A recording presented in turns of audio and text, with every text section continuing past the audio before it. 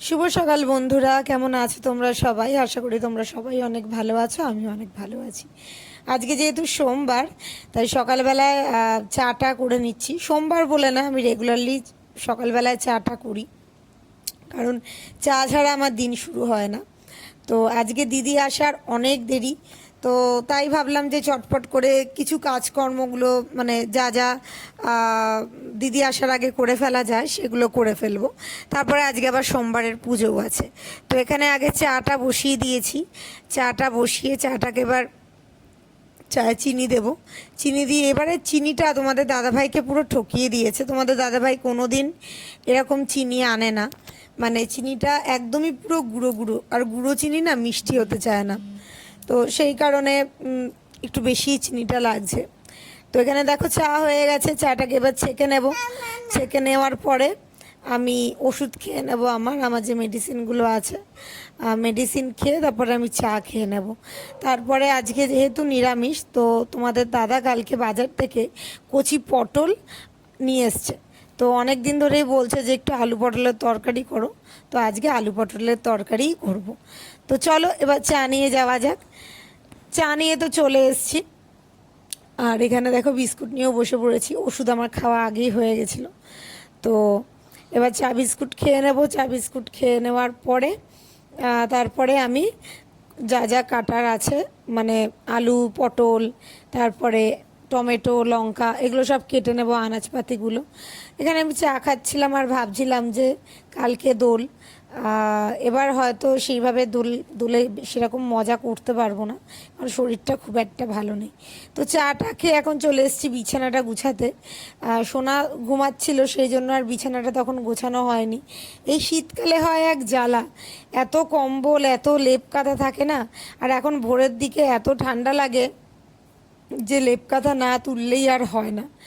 তো মানে লেপ কাঁথা তুলেই বা কী করব, ভোরের দিকে লাগে ঠান্ডা আর দিনের বেলায় লাগে গরম। তো সেই জন্য কম্বলটা রয়েই গেছে, কম্বলটাকে আর তোলা হয়নি। তো এখন বিছানাটা ভালো করে গুছিয়ে নিচ্ছে। আমার একটু পরিপাটি করে বিছানা না গুছালে হয় না, আর আমার বিছানা নিড অ্যান্ড ক্লিন আমি খুব ভালোবাসি। আর টান টান থাকবে বিছানার চাদর, সেটা দেখতেও আমার খুব ভালো লাগে। তো দেখো এখানে আমি তো পুরো বিছানা গুছিয়ে নিয়েছি, এবার চলে যাব রান্না করতে। বিছানা গোছানোর আগে আমি অবশ্য কাটাকাটি করে নিয়েছিলাম। তো এখানে তেল গরম হয়ে গেছে, তেলে এবার আলুগুলোকে ছেড়ে দিচ্ছি।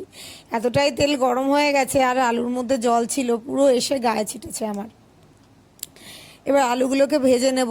তোমরা তো সবাই জানো যে আলু পটল কীভাবে রাঁধতে হয়, আলাদাভাবে রান্নার কিছুই নেই। নর্মালি যেমন নিরামিষ আলু পটল রান্না করে সেরকম আমিও করব।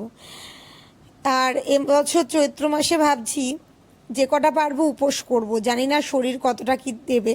আর এখানে সোনাকে আমি একটু আদর করে নিচ্ছিলাম, তোমরা আবার অন্য কিছু ভেবো না। সোনা এসে দাঁড়িয়েছিল, তাই সোনাকে একটু আদর করে নিচ্ছিলাম। তো এখানে আমার বাটনাটা বাটা হয়ে গেছে, মিক্সারে বাটনাটা বেটে নিয়েছি। এবারে পটলগুলোকে ছেড়ে দেব। পটলগুলোকে পরে দিই, কারণ পটল থেকে একটু জল বেরোয়, তো সেই জন্য। তাই আলুগুলোকে আগে ভেজে নিয়েছি, তারপরে পটলগুলোকে ভেজে নিচ্ছি।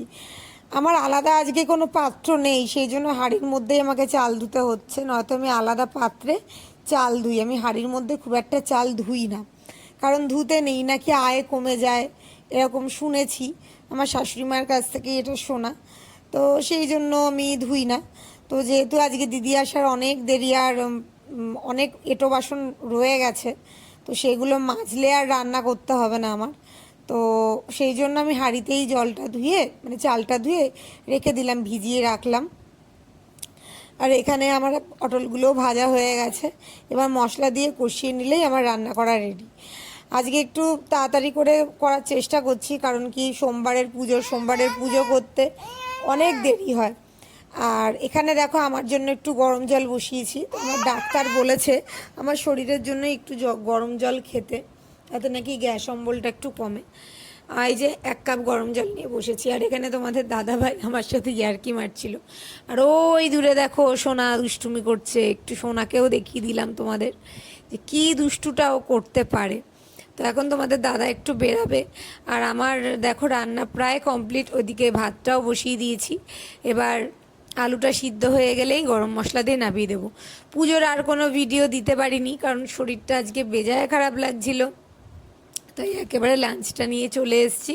তো আজকে রান্না করা হয়েছে আলু পটলের তরকারি, আর মা পাঠিয়েছিল পেঁপে ঘন্ট। এটাই আজকের লাঞ্চ। তো তোমরা আজকে কি কি দিয়ে লাঞ্চ করলে আমাকে কিন্তু জানাতে ভুলো না। টাটা, ভালো থেকো সব।